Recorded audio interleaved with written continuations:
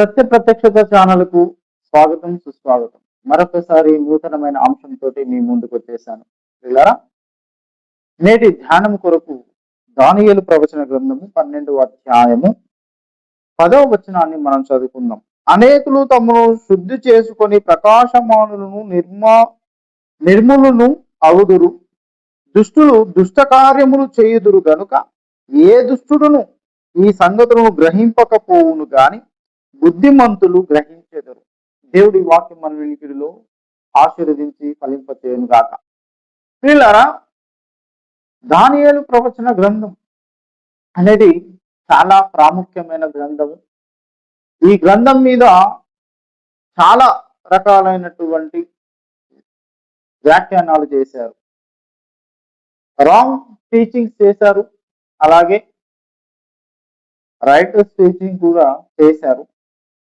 ఈరోజు ఈ దానియేలు గ్రంథాన్ని మనం ధ్యానిస్తూ ఉన్నాం. పిల్లరా, ఈ దానియేలు గ్రంథములో తన చివరి రోజులలో, దానియేలు యొక్క చివరి రోజులలో వృద్ధుడుగా ఉన్నప్పుడు ఆయనకు కలిగినటువంటి దర్శనము, దేవుడు కలగజేసినటువంటి దర్శనము గురించి ఇక్కడ మాట్లాడుతూ ఉన్నాడు. అంత్యకాల దినాలలో అని చెప్పబడుతూ ఉన్నది ఇక్కడ లేఖనం. చూడండి, ఇదే 12వ అధ్యాయం దానియేలు గ్రంథము 9వ వచనం మనం చూసినట్లయితే, అతడు ఈ సంగతులు అంత్యకాలము వరకు మరుగుగా ఉండునట్లు ముద్రింపబడినవి గనుక దానియేలు నీ ఊరుకుండమని చెప్పాను. ఇక్కడ గబ్రియేల్ అన్న దూత వచ్చాడు. ఈ గబ్రియేల్ అన్న దూత దానియేలుతో మాట్లాడుతూ ఉన్నాడు. తన ఒక దర్శనం చూశాడు. అయితే ఈ గబ్రియేల్ అన్న దూత చెప్తూ ఉన్నాడు, ఈ యొక్క అంశాలు అంత్యకాలము వరకు మరుగు చేయబడి ఉన్నాయి. అంటే అంత్యకాలంలో మరుగు చేయబడవు అని ఇక్కడ లేఖనం సెలవిస్తా ఉంది. అయితే ఈ అంత్యకాలం వరకు మరుగు చేయబడినటువంటి కొన్ని సంగతులను దేవుడు వెల్లడి చేస్తూ ఉన్నాడు. ఇప్పుడున్న అంత్య దినాలలో మనం ఇప్పుడు అంత్య దినాల్లో ఉంటూ ఉన్నాం. ఈ యొక్క కాలంలో దేవుడు మనకు బయలుపరుస్తూ ఉన్నాడు. పిల్లరా, అయితే ఇక్కడ కొంతమంది రెండు రకాలైనటువంటి జనాంగాలు ఉన్నారు. ఒకరేమో బుద్ధిమంతులు, ఇంకోరేమో దుష్ట సంబంధులు. అయితే దుష్టులు దుష్టకారములు చేదురు గనక ఏ దుష్టుడును ఈ సంగతులను గ్రహింపలేకపోవును. అంటే దుష్టులు, భ్రష్టులు, వీళ్ళు ఏమైతుంది అంటే ఏ కార్యమును దేవుడు బయలుపరిచే ఏ సంగతులైనా వీళ్ళు గ్రహించలేరంట. బుద్ధి గలవారు మాత్రమే గ్రహించగలరు అని లేఖనం సెలవిస్తా ఉంది. ప్రియులారా, ఎందుకు అంత్య దినాలలో వాళ్ళకు భ్రష్టులైపోయారు? ఎందుకు అంత్య దినాలలో ప్రజలు తమ విశ్వాసాన్ని చెరుపుకొని భ్రష్టత్వాన్ని కోరుకుంటున్నారు అంటే, తిమోతికి రాసినటువంటి 2వ పత్రికలో దేవుడు ఈ విధంగా చెబుతూ ఉన్నాడు. పరిశుద్ధాత్మ దేవుడు పౌలును ప్రేరేపించి తిమోతికి రాసినటువంటి ఒక లేఖలో చెబుతూ ఉన్నాడు. 4వ అధ్యాయం తిమోతికి రాసినటువంటి 2వ పత్రిక 4వ అధ్యాయం 3వ వచనాన్ని మనం గమనించినట్లయితే, ఎందుకనగా జనులు హితబోధను సహింపక దురద చెవులు గలవారై తమ స్వకీయ దురాశలను అనుకూలమైన బోధలను తమ కొరకు పోగు చేసుకున్నారు. ఈ అంతకాల దినాలలో ఏం జరుగుతుంది అంటే, హితబోధను సహింపక, హితబోధ అంటే అక్కడ 6 అని ఫుట్నోట్ ఉంది, అది చూసినట్లయితే ఆరోగ్యకరమైన బోధ. ఏమి ఆరోగ్యకరమైన బోధ అంటే సంఘము క్షేమాభివృద్ధి చెందడానికి చేసేటువంటి బోధ ఆరోగ్యకరమైన బోధ. సంఘము క్షేమాభివృద్ధి ఏంటి? క్షేమం కలగడం అంటే ఏంటిదంటే అభివృద్ధి చెందడం, ఆరోగ్యంగా ఉండడం. అందుకే ఎఫెసీయులకు రాసినటువంటి పత్రికలో సంఘము క్షేమాభివృద్ధి చెందడానికి 5 రకాలైనటువంటి పరిచర్యలను దేవుడు అవలంబించాడు. దాన్ని అవలంబించడానికి మనకు పౌలు భక్తుని ద్వారా తెలియపరిచాడు, బయలుపరిచాడు. అయితే ప్రియులారా, ఈ యొక్క పరిచర్య ధర్మము ఎందుకు చేస్తున్నారు అంటే సంఘ క్షేమాభివృద్ధి కొరకు. ఎందుకంటే పరిపూర్ణులు అవ్వాలని, వయసుకు వచ్చిన వారు కావాలని, సంఘములో ఉన్నటువంటి ప్రతి విశ్వాసి వయసుకు రావాలని దేవుడు ఆశించాడు. హెబ్రీలకు రాసినటువంటి పత్రిక 5వ అధ్యాయం 4వ వచనంలో చెప్పబడుతుంది. వయసుకు వచ్చిన వారు అని ఒక్కడ ఫుట్నోట్ ఇవ్వబడింది. 2 అక్కడ ఏమనుంది అంటే ఆ పుట్టినోట్లో పరిపూర్ణులు అవ్వడం అంటే ఏంటిదంటే సంపూర్ణ స్థితికి రావడం. సంఘము క్షేమాభివృద్ధి జరగడం కోసము దేవుడు 5 అంచెల గల పరిచర్య ధర్మాన్ని నియమించి పెట్టాడు. ఈ పరిచర్య ధర్మము దేని చేస్తుందంటే హితబోధను బోధిస్తుంది. హితబోధ అనగా అంటే ఏమిటంటే సత్యబోధ. సత్యబోధను ఎప్పుడైతే బోధిస్తుందో ఆ సత్యబోధను వినకుండా దురద చెవులు కలిగినటువంటి వారు అంత్య దినాల్లో ఉంటారని ఇదే తిమోతికి రాసినటువంటి పత్రిక 3వ అధ్యాయములో చెప్పబడుతూ ఉంది. మొదటి వచనం, అంత్య దినంలో అపాయకరమైన కాలములు వచ్చునని తెలుసుకొని. అపాయకరమైన కాలములు అనగా అంటే ఏమిటంటే తమ స్వకీయ కొరకు దురాశల చేత తమ స్వకీయ కొరకు ఏర్పరచుకున్నటువంటి కొన్ని దుర్బోధలను వీళ్ళు ఏం చేస్తారంటే దుర్బోధకులను సమకూర్చుకుంటారంట. ఈ దుర్బోధనను సమకూర్చుకున్నటువంటి ఇలాంటి వారికి దేవుడు ఏం చేస్తున్నాడో చూడండి. తెసలోనికలకు రాసినటువంటి 2వ పత్రిక 2వ అధ్యాయము 11, 12 వచనాలు మనం గమనించినట్లయితే 10వ వచనం నుంచి, దుర్నీతిని పుట్టించు సమస్త మోసముతోను నశించుచున్న వారితో సాతాను కనపరచు బలమును అనుసరించియుండును. ఇందుచేత సత్యమును నమ్మక దుర్నీతి యందు అభిలాష గల వారందరూ శిక్షావిధి పొందుటకై అబద్ధము నమ్మునట్లు మోసము చేయు శక్తిని దేవుడు వారికి పంపుచున్నాడు. ఈ యొక్క దురద చెవులు కలిగినటువంటి వారు, హితబోధని అంగీకరించినటువంటి వాళ్ళు ఏం చేస్తున్నారు అంటే దుర్నీతిని పుట్టించు సమస్త మోసముతోను నశించుచున్న వారిలో సాతాను కనపరచు బలము అంట. సాతాను కనపరుస్తున్నాడు ఒక బలాన్ని. ఎందుకు అంటే వాళ్ళని చెరపట్టి నాశనానికి తీసుకొని పోవాలి అని చూస్తూ ఉన్నాడు.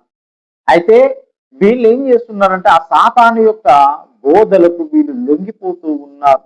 లొంగిపోయినప్పుడు దేవుడు చేసినటువంటి ఒక ఉగ్ర రూపమైనటువంటి పని ఏంటిదో తెలుసా? ఒక ఉగ్ర రూపము దాల్చి రౌద్రము దాల్చి ఆయన చేసినటువంటి పని ఏమిటంటే అబద్ధమే నమ్మండి మీరు, మోసము చేయు శక్తిని దేవుడు వారి మీదకి పంపుతూ ఉన్నాడు. ప్రియులారా, మోసము చేయు శక్తి వారి మీదకి పంపుతూ ఉన్నాడు.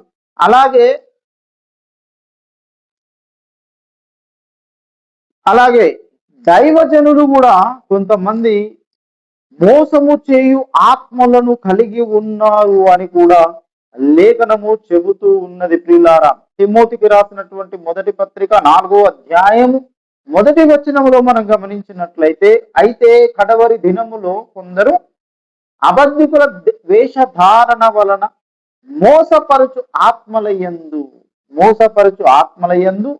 దయ్యముల బోధయందు లక్ష్యముంచేది. మోసపరచు ఆత్మలయందు అంటే మోసము చేసే ఆత్మను కలిగినటువంటి బోధకులను వీరు ఏం చేస్తారు అంటే సమకూర్చుకుంటారు.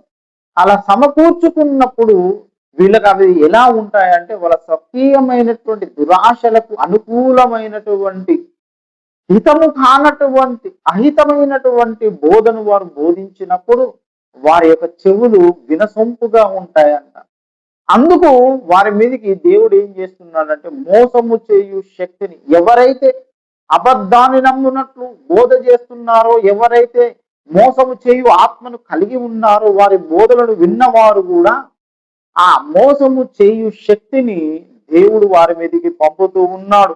రోమీలకు రాసినటువంటి పత్రిక, రోమా పత్రికలో కూడా మనం చూసినట్లయితే మొదటి అధ్యాయం 28వ వచనాన్ని మనం గమనించినట్లయితే, మరియు వారు తమ మనస్సులో దేవునికి చోటియ నెల్లకపోయిరి గనుక చెయ్యరాని కార్యములు చేయుటకు దేవుడు భ్రష్ట మనస్సుకు వారిని అప్పగించాడు.